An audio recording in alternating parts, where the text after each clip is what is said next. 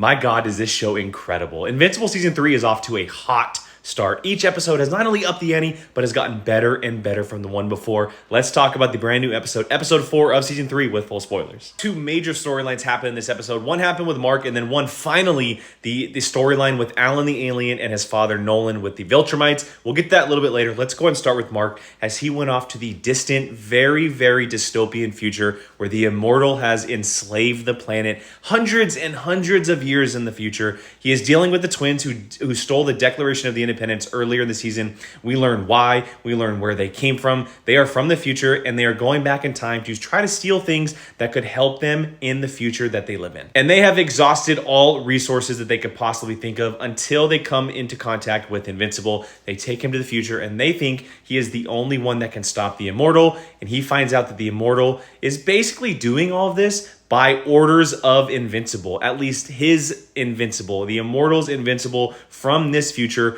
Mark set in stone this guideline that the Immortal is supposed to follow, and he's enslaved the planet. He's killed hundreds of people. He has lived hundreds and hundreds of years, and it ends by a gruesome death by request of the Immortal, and Mark rips his head off.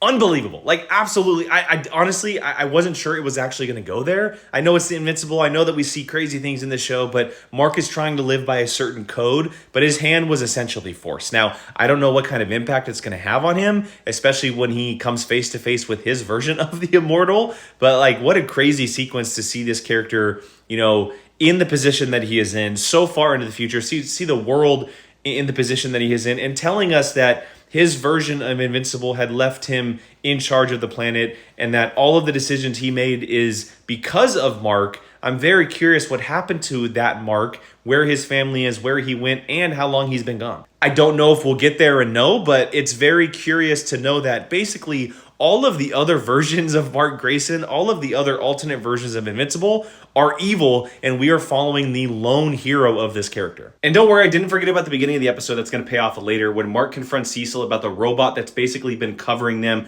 watching them. He thinks Cecil is responsible for them and that he's basically just spying on them when really Angstrom Levy is responsible for that. Very, very curious on how that pays off in the future. While everything with Mark Grayson was great this episode, let's get to the chunk of the episode that was absolutely fantastic. Everything with Alan the Alien, Nolan, and Battle Beast, where they are breaking out of the Viltrumite prison. We have a massive fight going on between prisoners and guards and Viltrumites. And eventually, after all of the chaos, all of the murdering, all of the blood being spread everywhere, the Viltrumites go down. And Nolan reveals the big, big secret that the Viltrumites have is that they are